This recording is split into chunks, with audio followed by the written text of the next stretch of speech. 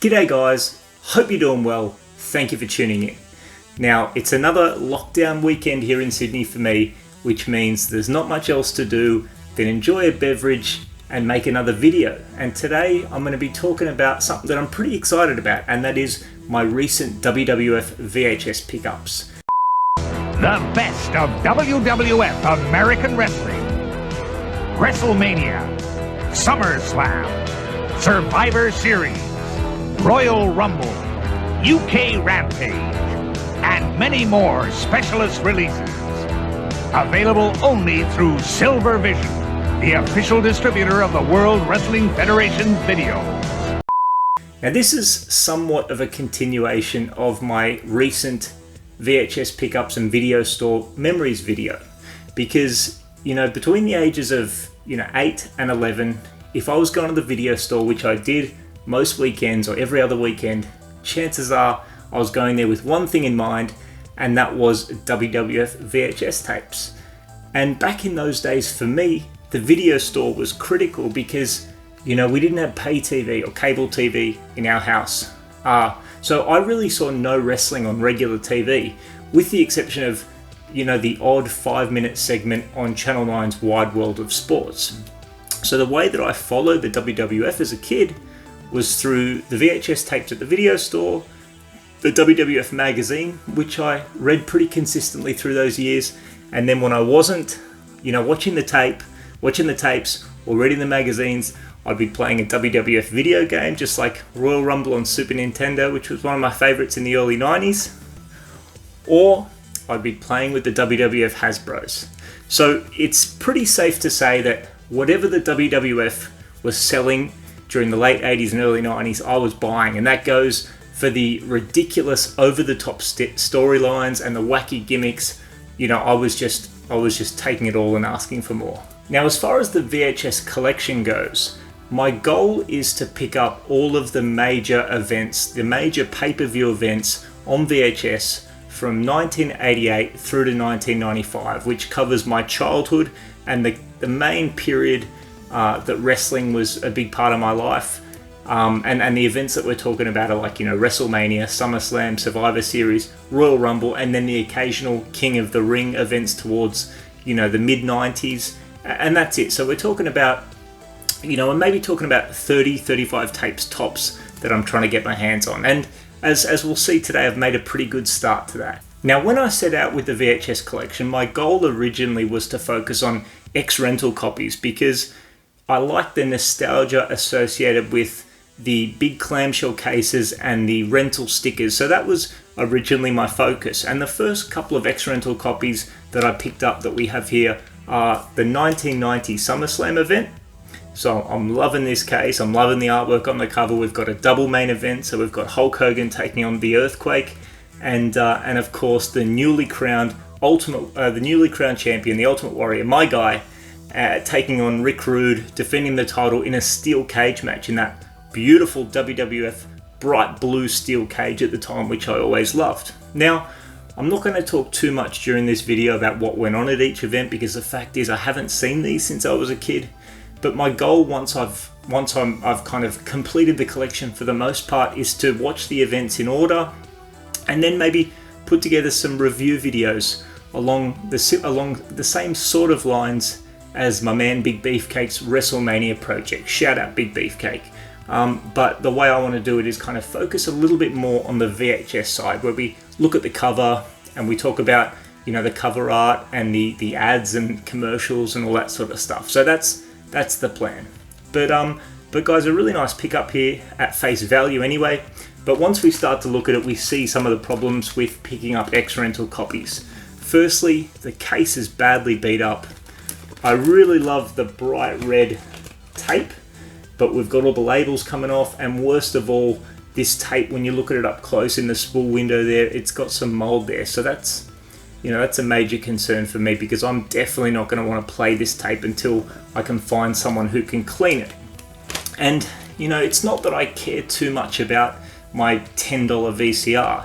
It's just that I don't want to be spreading mold through my other tapes. I want to try and keep these as pristine as I can. So that's obviously a bit of a hiccup. It still displays beautifully, but I do want to address that mold before I go and watch this one. And then the second X rental that we've got is the 1992 Survivor Series, where we have the Macho Man Randy Savage, hot on the heels of winning the WWF title from Ric Flair at Wrestlemania 8. He's taken on Mr. Perfect. Again, a nice big case. Love the rental stickers there.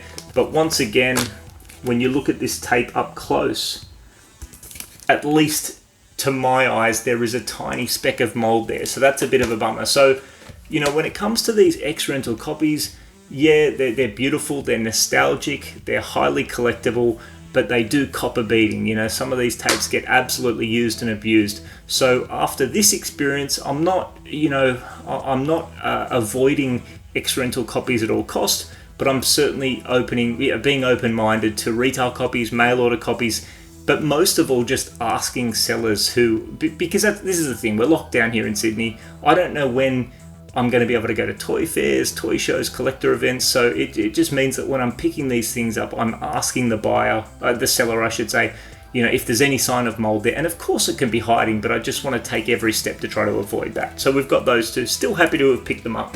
Now we've got a whole bunch of retail copies, and they're all from the same seller, and they're all in great condition. So we start with Wrestlemania 8.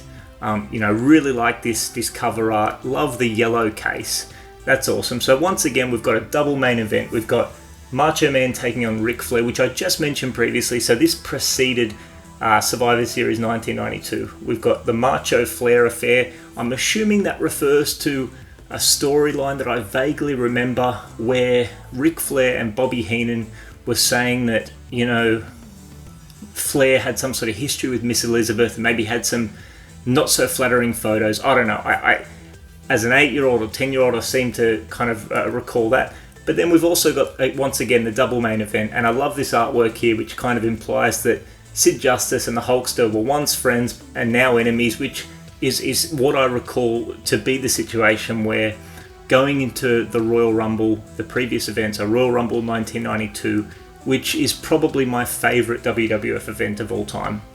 These guys were buddies, but they ended up eliminating one another. So that sparked a feud. So now they're facing off as well. So really happy to have this one. It's got some awesome matches and look forward to giving this one a watch. But this is what I was talking about. Like, this tape is absolutely pristine.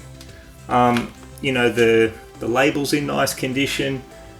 It's just, I can't fault it. And from what I understand from the conversations I had with the seller, this guy actually, in the 90s, he collected these brand new as a kid. I'm assuming, being here in Australia, I'm assuming it was like a mail order situation.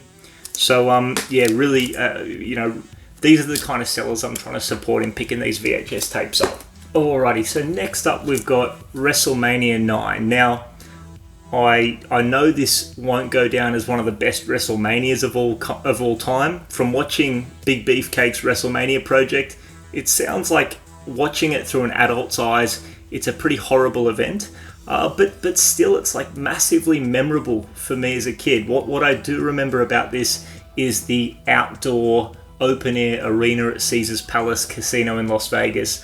The ancient Roman theme, the awesome entrances, particularly the Undertaker's entrance. And even though by all accounts it was a horrible match, I've actually got kind of positive childhood memories of the Undertaker's match against the Giant Gonzalez. I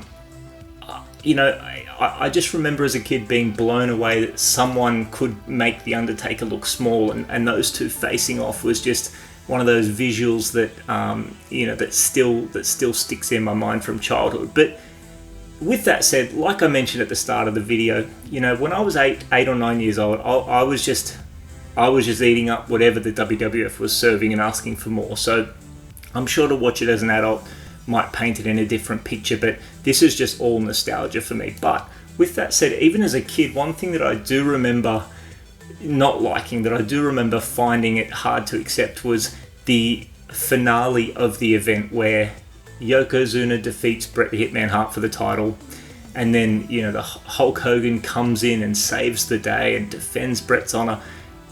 For Hulk Hogan to breeze past Yokozuna. Even as a kid, I found that hard to take. But with all that said, do have really fond memories of this event. You know, when watching it as a kid, I definitely remember this artwork. This is imprinted in my memory, picking this up at the video store. So all in all, really happy to have Wrestlemania 9 in the VHS collection. Alrighty, so next up we've got Royal Rumble 1994, and this is another one that I remember vividly from my childhood. You know, I remember picking this up from the video store. You know, I don't quite know how it worked, because whenever I'd rent these tapes, I was watching them not knowing the results, but at the same time I was picking up the WWF magazines when they came out. So I don't know if they made an effort to pump out the tapes really quickly, or if the magazine just took a long time to produce, print, and then distribute and get all the way to Australia. I'm not quite sure how it worked, but you know, I definitely used to read those magazines each month and still get these tapes and not know who had won. So I can't recall quite how that worked. But the Royal Rumble is from my childhood, the Royal Rumble's my favourite event of the major four. Of WrestleMania, Survivor Series, SummerSlam, and Royal Rumble, I was all about the Royal Rumble. Just that, you know, just that concept of, you know, sometimes having, you know, a dozen wrestlers in the ring or more, just the crazy, chaotic, you know, just the excess of the event, just with everything going on and all these individual battles. I used to absolutely love the Royal Rumble, and I really love this, you know, this cover artwork here of all of the action bursting out of the TV. I remember seeing this artwork advertised in WWF magazine. And to top it all off, we've got the main event being a casket match between The Undertaker and Yokozuna for the title. So for me, a lot to love about this event, and once again, another one that I'm looking forward to watching. Alrighty, so we've got another event that I remember quite clearly watching as a kid, and that's SummerSlam 1994. Now, of course, the concept of this Undertaker versus Undertaker match is ridiculous. With that said, as a kid, maybe I wasn't that smart, or maybe I was just way too invested in the WWF. As a kid, I really enjoyed it. I believe we had an imposter Undertaker that was sided with Ted DiBiase, and Ted DiBiase had said that it was the real Undertaker, and he joined forces with him.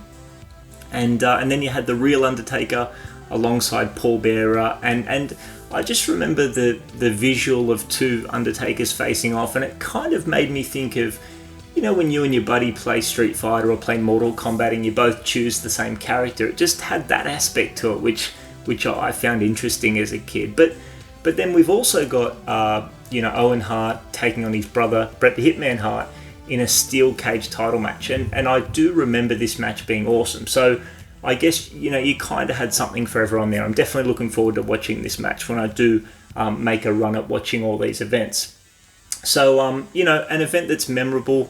And to top it all off, when I was digging through some of the items for my collection room that I've still got since I was a kid, I found some WWF magazines, and among the lot was the program for this event. So it's actually pretty awesome that I've got the SummerSlam 1994 program to go with the VHS tape.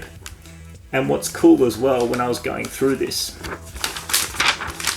and I hope I can find it, so in my 10-year-old handwriting, I've even got the events, you know, the events of the card where I filled out all the winners and all that sort of stuff in my 10-year-old handwriting. So that's pretty awesome. And then we've got this beautiful Hasbro WWF action figure artwork. So I'm loving that as well. Alrighty, so next up we've got Royal Rumble 1995. This is one that I don't really remember much about. Obviously, we've got Diesel taking on Bret the Hitman Hart. I was a big Bret Hart fan as a kid, so I would have enjoyed this at the time. So we've got Diesel and the Hitman facing off for the belt, and then obviously we've got the 30-man Royal Rumble match as well. You know, I was always really invested in the actual Royal Rumble match. I like the events where they focused on that as the main event, right down to the event art, the VHS cover art. You know, I like what we saw with 1994 Royal Rumble, how it focuses on, you know, the 30 bodies bursting out of the TV. And prior to that, the artwork for the 1992 Royal Rumble with all the wrestlers, all the key wrestlers, all on the cover, it kind of makes me think of like the Warriors movie poster. I like it when, when they're marketing the event, when they focus on that as opposed to, the title match. But that's just my preference. Like I mentioned, don't remember too much about it, but I'm sure once I get around to watching it, it'll bring back some memories. Alrighty, so next up we've got the last tape in this particular lot, and I'm talking about Wrestlemania 11. So like Royal Rumble 1995, I don't remember an awful lot about this particular event. We've got a main event of Diesel versus the Heartbreak Kid Shawn Michaels facing off for the title. That was kind of notable for me as a kid because Diesel and Shawn Michaels for the longest time were kind of on the same side. Diesel being Shawn Michaels' bodyguard and I guess handler. So that was kind of interesting to see those two square off.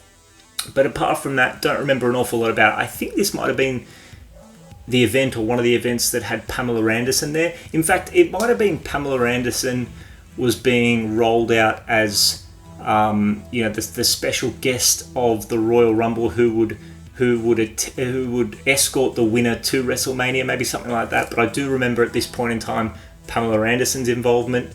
At 11 years old, that Pamela Anderson probably wasn't doing much for me. I was more focused on what was going on in the ring. But I guess that's it's always cool when you have the celebrity, the celebrity factor with these high profile events. And like I mentioned, 1995 is when I'm gonna kind of bookend my VHS collection. So it's cool to have Royal Rumble and WrestleMania from 1995 already sorted. So we're getting there. Alrighty, so next up I picked up another lot of 3 tapes from a different seller, all Survivor Series. The first one that we've got here is the second annual Survivor Series, so Survivor Series 1988. And this is when the Survivor Series elimination matches were 5-on-5. For most of my childhood, I recall Survivor Series matches being 4-on-4. But this one's awesome. Like, I wish I could sit here and read out all these matches, but I'm not going to because I want to try and keep this as quick as I can. But all the heavy hitters are involved here. We've got Macho Man Randy Savage and Hulk Hogan on one team up against the Twin Towers, the Big Boss Man and Akeem, along with others. We've got Brutus the Barber Beefcake and the Ultimate Warrior taken on a team captained by the Honky Tonk Man and Outlaw Ron Bass. And then we've got this odd pairing of Hacksaw Jim Duggan and Jake the Snake Roberts. Jake the Snake was also my man back in the day. Taking on Andre the Giant and Dino Bravo with their teams. And then we've got this awesome 10 versus 10, 5 tag teams versus 5 tag teams, with the captains being the Powers of Pain and Demolition. So I'm pumped to give this one a watch. The next one up, we roll straight on to the third annual Survivor Series. So Survivor Series 1989. The first point to make with this one is I'm a little bit bummed out that it's like a photocopied cover.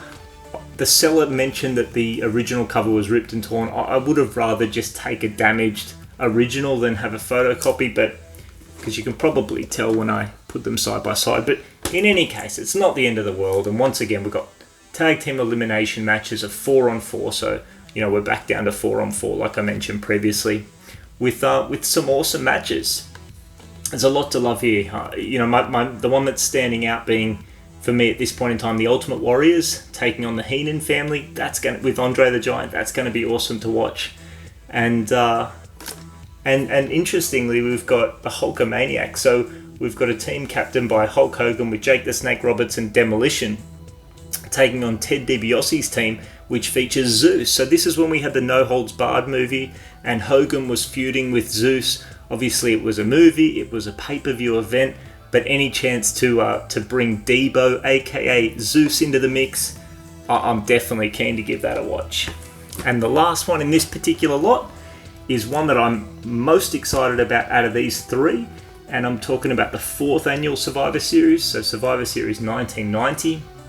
The 2 things that make me the most pumped up, in fact there's a few, there's quite a bit going on here. So what's interesting here is we've got the Hulkamaniacs taking on the Natural Disasters. So we've got a team captained by Hulk Hogan taking on a team captained by Earthquake. So obviously the Hulkster and the Earthquake were feuding at that time in 1990, as we saw on that SummerSlam tape. But what's interesting is we've got Tugboat on Hulk Hogan's team, and obviously Tugboat would become Typhoon and he would join Earthquake, and they'd become the tag team title winning tag team. named the natural disasters as well. So that's kind of interesting to know now how that all played out and to be able to watch these and relive that. And then we've also got the Ultimate Warriors tag team, which features the Legion of Doom taking on Mr. Perfect's team, which features Demolition. Now, I really enjoyed Demolition and the Legion of Doom. I was more of a Legion of Doom guy because, you know, my wrestling fandom was more so into the early 90s rather than the late 80s. But I do appreciate the 80s as well. But so it was pretty, you know, it'd be pretty cool to see Legion of Doom and Demolition face off. But the main thing that excites me to watch this is Survivor Series 1990 is the first appearance of The Undertaker.